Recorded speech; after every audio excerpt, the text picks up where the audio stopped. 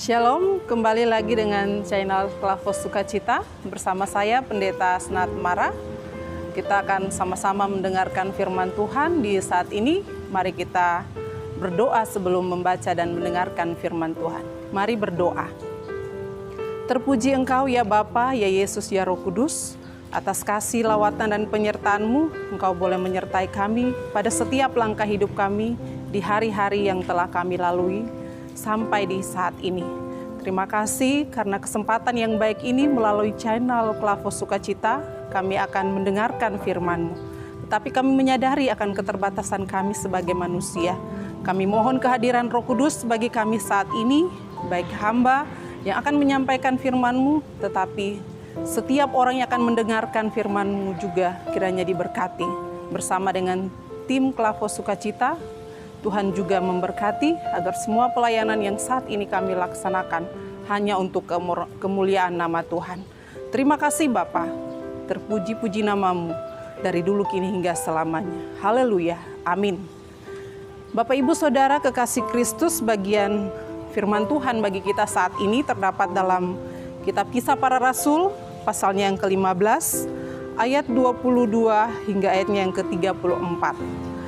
Dengan perikop adalah jawab kepada Antiokhia. Maka rasul-rasul dan penatua-penatua beserta seluruh jemaat itu mengambil keputusan untuk memilih dari antara mereka beberapa orang yang akan diutus ke Antiokhia bersama-sama dengan Paulus dan Barnabas, yaitu Yudas yang disebut Barsabas dan Silas. Keduanya adalah orang terpandang di antara saudara-saudara itu. Kepada mereka diserahkan surat yang bunyinya, salam dari rasul-rasul dan penatua-penatua dari saudara-saudaramu kepada saudara-saudara di Antiokhia, Syria, dan Kilikia yang berasal dari bangsa-bangsa lain. Kami telah mendengar bahwa ada beberapa orang di antara kami yang tiada mendapat pesan dari kami, telah menggelisahkan dan menggoyangkan hatimu dengan ajaran mereka. Sebab itu dengan bulat hati kami telah memutuskan untuk memilih dan mengutus beberapa orang kepada kamu bersama-sama dengan Barnabas dan Paulus yang kami kasihi, yaitu 2 orang yang telah mempertaruhkan nyawanya karena nama Tuhan kita Yesus Kristus. Maka kami telah mengutus Yudas dan Silas yang dengan lisan akan menyampaikan pesan yang tertulis ini juga kepada kamu. Sebab adalah keputusan Roh Kudus dan keputusan kami supaya kepada kamu jangan ditanggungkan lebih banyak beban daripada yang perlu ini. Kamu harus menjauhkan diri dari makanan yang dipersembahkan kepada berhala, dari darah, dari daging binatang yang mati dicekik, dan dari percabulan. Jikalau kamu memelihara diri dari hal-hal ini, kamu berbuat baik. Sekianlah dan selamat. Setelah berpamitan, Yudas dan Silas berangkat ke Antiokhia. Di situ mereka memanggil seluruh jemaat berkumpul, lalu menyerahkan surat itu kepada mereka. Setelah membaca surat itu, jemaat bersuka cita karena isinya yang menghiburkan. Yudas dan Silas yang adalah juga nabi, lama menasihati saudara-saudara itu dan menguatkan hati mereka. Dan sesudah beberapa waktu, keduanya tinggal di situ. Saudara-saudara itu melepas mereka dalam damai untuk kembali kepada mereka yang mengutusnya. Tetapi Silas memutuskan untuk tinggal di situ.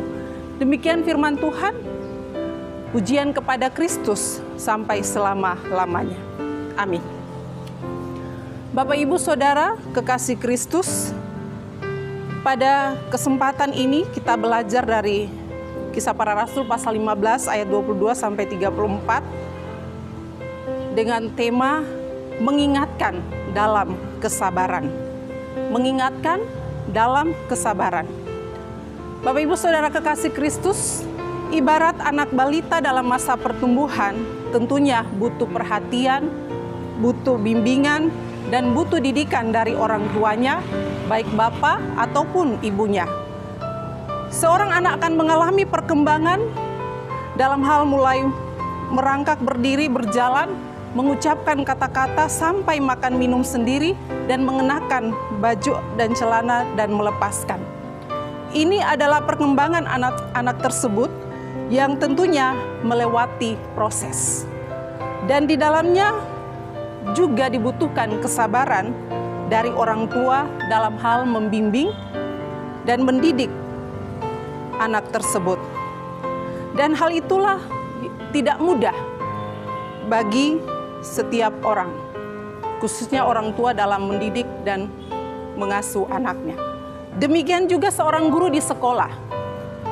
Dia pasti akan berhadapan dengan siswanya, akan mendidik, mengajar siswanya, dan dia juga butuh kesabaran. Kesabaran atau sabar dalam pengertian yang sederhana yaitu bertahan dan pasrah pada suatu kenyataan, sekalipun kondisi atau situasinya sulit. Kesabaran itulah yang dimiliki oleh para rasul pada waktu itu dalam melaksanakan tugas penginjilan mereka. Mereka melakukan penginjilan ke semua daerah di mana mereka tuju, dan di situ mereka memberitakan ajaran tentang kerajaan Allah Bapa dan siapa itu Yesus Kristus. Tentu dalam tugas penginjilan itu, para rasul diperhadapkan dengan situasi dan kondisi yang sulit. Dan salah satunya tentang ajaran makanan berhala atau daging binatang yang mati dicekik atau karena percabulan.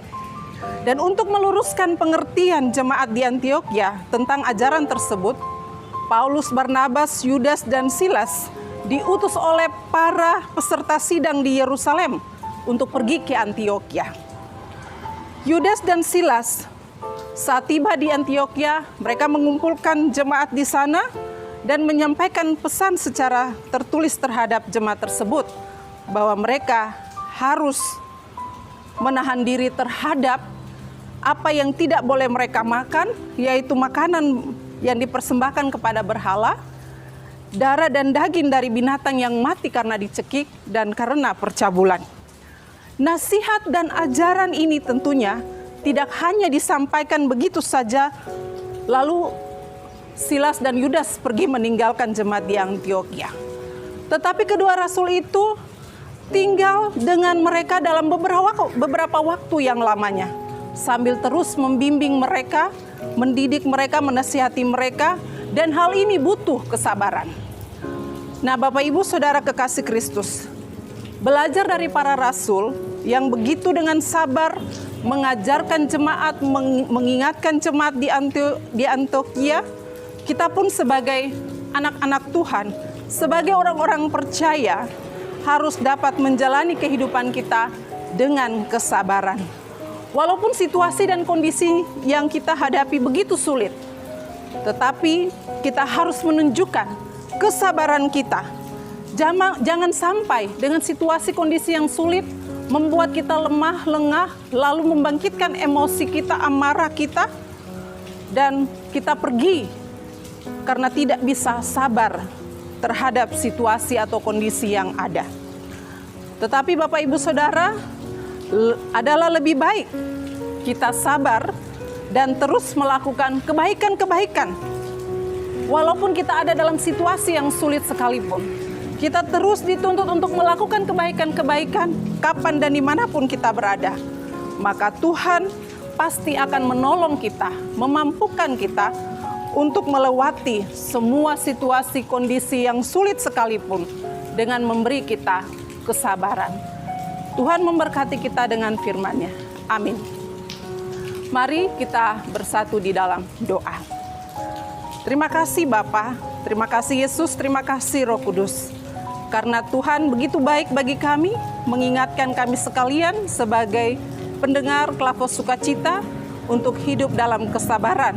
Dalam kondisi apapun, situasi apapun, hendaknya kami sabar menjalani semuanya itu.